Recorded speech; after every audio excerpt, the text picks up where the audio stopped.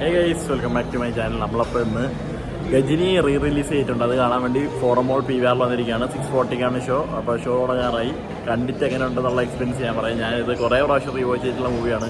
തിയേറ്ററിൽ കാണാൻ കിട്ടിയൊരു അവസരം ഏറ്റവും കൂടുതൽ ഞാനത് ഉപയോഗിച്ചത് തന്നെ പറയേണ്ടി വരും. ഞാൻ യൂട്ടിലൈസ് ചെയ്തു. ടിക്കറ്റ് എടുത്തിട്ടുണ്ട്, കയറി കണ്ടിട്ട് ബാക്കി പറയാം.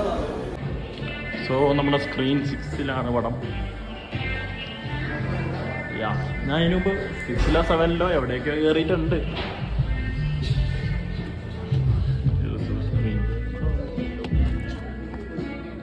അവിടെ ഞാൻ കയറിയിട്ടുണ്ട്. പയ്യെ ഇവിടെയുണ്ട്,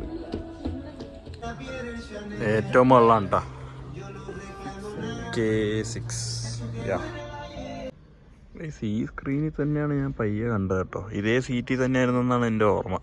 ചിലപ്പോൾ ഒരു സീറ്റോ 2 സീറ്റോ അപ്പുറത്തേക്ക് ആയാലേ ഉള്ളൂ.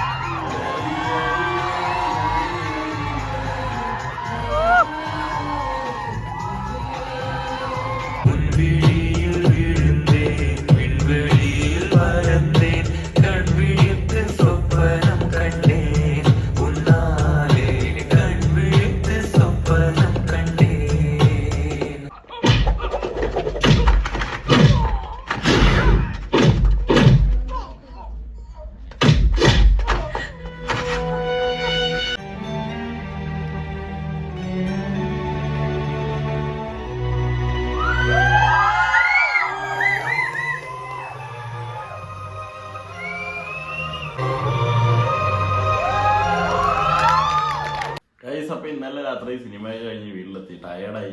ഞാൻ ഫുഡ് കഴിച്ച് കിടന്നുറങ്ങി. Little hertz കണ്ടിട്ടുണ്ടായിരുന്നില്ല. 4 മണിക്ക് ലിറ്റിൽ ഹാർട്സ് കഴിഞ്ഞ് നേരെ 6:40 ഗജിനായിരുന്നു. ഗജിനാണെങ്കിൽ 3 മണിക്കൂർ ഉണ്ടായിരുന്നുണ്ടായി.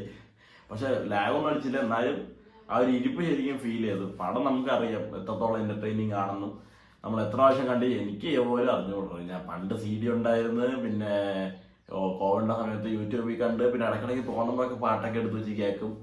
അങ്ങനെയൊക്കെ കുറെ കണ്ടിട്ടുള്ള സിനിമയാണ് ഗജിനി. AR മുരുകദോസിന്റെ സൂര്യപടങ്ങളായ ഗജിനിയും 7-ാം അറിവും എനിക്ക് ഭയങ്കര ഇഷ്ടപ്പെട്ട 2 പടങ്ങളാണ്. വിജയപടങ്ങളായ തുപ്പാക്കി, കത്തി, ഇത് രണ്ടും ഭയങ്കര ഇഷ്ടപ്പെട്ടതാണ്. സർക്കാരും ദർബാറൊക്കെയാണ് കുറച്ചൊന്ന് ഡൗൺ ആയിട്ട് എനിക്ക് തോന്നുന്നു. സർക്കാർ ഭയങ്കര ഡൗൺ ആയിരുന്നു. ദർബാർ പിന്നെയും ഒരു ആവറേജ് ഫീൽ ആയിരുന്നു. അപ്പോൾ പടത്തിനെ കുറിച്ച് ഞാൻ എന്താ പറയേണ്ടത്? ടെക്നിക്കൽ വശങ്ങളൊക്കെ നോക്കുകയാണെങ്കിൽ ഇവർ 4K റീമാസ്റ്റർ ചെയ്ത പ്രിന്റ് ഫസ്റ്റ് ഹാഫിലൊക്കെ ഓക്കെ ആയിരുന്നു. പക്ഷെ സെക്കൻഡ് ഹാഫിലേക്ക് വരുമ്പോഴത്തേക്കും ഒന്ന് ഡൗൺ ആയി, പഴയ പ്രിന്റിലേക്ക് പോയി, തിരിച്ച് 4K വന്ന്, പിന്നെയും പോയി, പിന്നെയും വന്ന്, അങ്ങനെ ഒരു സംഭവം ഉണ്ടായിരുന്നു. അത് ഇടയ്ക്ക് വെച്ച് നമുക്ക് ആ പിക്സൽസ് ഒക്കെ ശരിക്കും അറിയാൻ പറ്റുന്നുണ്ട്. അവിടെ നിന്നൊക്കെ കുറെ ചോർന്നൊലിക്കണൊക്കെ പോലെ അവിടെ നിന്ന് ഇവിടുന്നൊക്കെ കാണുന്നത്, ഇതൊക്കെ നമുക്ക് ഭയങ്കര എവിഡന്റ് ആയിട്ട് സെക്കൻഡ് ഹാഫിലൊക്കെ തോന്നി. ബട്ട് അത്യാവശ്യം നല്ല തന്നെ ആയിരുന്നു. ആ ഒരു ചെറിയൊരു പ്രശ്നമുണ്ട്. നമ്മൾ ഒന്നാമത് ഈ വലിയ സ്ക്രീനിൽ കാണുമ്പോഴത്തേക്കും അത് ഭയങ്കര എവിഡന്റ് ആയിട്ട് നമുക്ക് ഫീൽ ചെയ്യും. 4K റീമാസ്റ്റർ എന്ന് പറഞ്ഞിട്ട് ഇടയ്ക്ക് വെച്ച് ഡ്രോപ്പ് ആകുമ്പോൾ നമുക്കൊരു ചെറിയൊരു പ്രശ്നം വരും. പക്ഷെ പണം സൂര്യന്റെ എന്താ പറയാ, career one of the best career film. അത് ഇപ്പൊ എന്തോരം പണം സൂര്യ വെറുതെ പുള്ളി സട്ടിലായിട്ടൊക്കെ ചെയ്യണ കുറെ കാര്യങ്ങളുണ്ട്. അതൊക്കെ ഭയങ്കര അടിപൊളിയാണ്. ഇതിലിപ്പോ നോർമൽ ക്യാരക്ടർ എന്ന് വെച്ചാൽ ഈ പരിക്കേറ്റ് മുറിവേറ്റ് ഓർമ്മ പോകുന്നതിന് മുമ്പുള്ള ക്യാരക്ടർ ഉണ്ടല്ലോ, ആ ഒരു ആള് ഭയങ്കര ക്യൂട്ടായിട്ട്, ഭയങ്കര റൊമാൻറ്റിക്കും, ഭയങ്കര ഷോ ഓഫും, ആ ഒരു ലുക്ക് ആയാലും ആ ഒരു എക്സ്പ്രഷൻസ് ഒക്കെ ആയാലും നമുക്ക് ഭയങ്കര എൻജോയബിൾ ആയിട്ടാണ് പുള്ളി നമുക്കത് കൺവേ ചെയ്ത് തരുന്നത്. അത് എനിക്ക് ഭയങ്കര ഇഷ്ടമാണ്. അത് കുറെ പടങ്ങളുണ്ട്. ഇപ്പം വേലെന്ന് പറഞ്ഞ സിനിമയിലാണെങ്കിൽ അതിൽ വേറൊരു രീതിയിലുള്ള നാടൻ തല്ലും വൈബും ആ ഒരു രീതിയിലുള്ള ഷോ ഓഫ്. ഇതിൽ വരുമ്പോഴത്തേക്കും കുറച്ച് മുന്തിയ തരം മച്ചാനായിട്ട് ഇതിലിങ്ങനെ ഷോ ഓഫ്. പിന്നെ വേറെ കുറെ സിനിമകളിലൊക്കെ നമുക്ക് സിംഗത്തിലൊക്കെ ആണെങ്കിൽ പോലീസിന്റെ ഷോ ഓഫ്. അപ്പോൾ അങ്ങനെ ഒരു ഷോ ഓഫ് മന്നം തന്നെയാണ് സൂര്യ അടിപൊളിയാണ്. പിന്നെ ഈ സിനിമയിലെ പാട്ടുകൾ അയ്യോ, തിയേറ്ററിന്റെ സിസ്റ്റത്തിൽ കേൾക്കാൻ എന്ത് ഫീലാണ്. പിന്നെ നയൻതാരന്റെ കേസ് പറയുമ്പോഴാണ് പുള്ളിക്കാരി ആ സമയത്തൊക്കെ എന്ത് ലുക്കായിരുന്നു. She is very hot, pretty hot, പറയാതിരിക്കാൻ വയ്യ. അടിപൊളി ലുക്കായിരുന്നു. അപ്പോൾ പക്ഷെ അവസാനമൊക്കെ ആയപ്പോൾ അഭിനയം കണ്ടിട്ട് എല്ലാവരും ചിരിയായിരുന്നു അവൻ്റെ അടുത്ത്.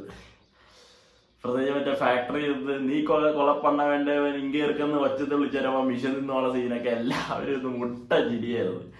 ഉബി അങ്ങനെയായിരുന്നു മിക്കവരും, എല്ലാവരും അങ്ങനെയായിരുന്നു ചിരിച്ചത്.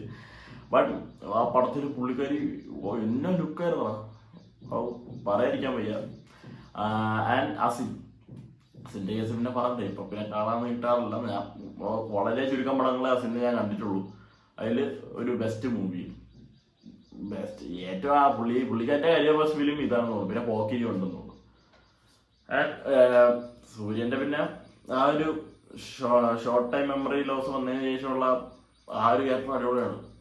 അദ്ദേഹത്തൊക്കെ വായിച്ച് കാണുമ്പോഴൊരു വിഷമാവിടെ, ഇങ്ങനെ ഇരുന്ന ഒരാൾക്ക് ഇങ്ങനെ ഒരു ഇത് പറ്റിപ്പോയല്ലോ എന്നുള്ള ഒരു വിഷമം നമുക്ക് ഉണ്ടായിപ്പോകും. ആ നല്ല രീതിയിൽ മുരുക ദിവസം ചെയ്തിട്ടുണ്ട്. ആൻഡ് ഞാൻ കൂടുതൽ എല്ലാവരും കാണാത്തവരുണ്ടെങ്കിൽ തിയേറ്ററിൽ കാണാത്തവർക്കുള്ള ഒരു സുവർണ അവസരമാണിത്. ആൻഡ് ഈ പടം കണ്ടിട്ടേ ഇല്ലെന്നാണെങ്കിൽ നിങ്ങൾ ഓടിച്ചെന്ന് ടിക്കറ്റ് എടുത്തോ, നല്ല എക്സ്പീരിയൻസ് നിങ്ങൾക്ക് തിയേറ്ററിൽ തന്നെ ഫസ്റ്റ് ടൈം കിട്ടും. അത് വേറെ ലെവൽ എക്സ്പീരിയൻസ് ആണ്, അത് യൂട്യൂബിൽ നിന്ന് കണ്ടാൽ കിട്ടൂല അത്. അപ്പോൾ അത്രേ ഉള്ളൂ. Bye bye.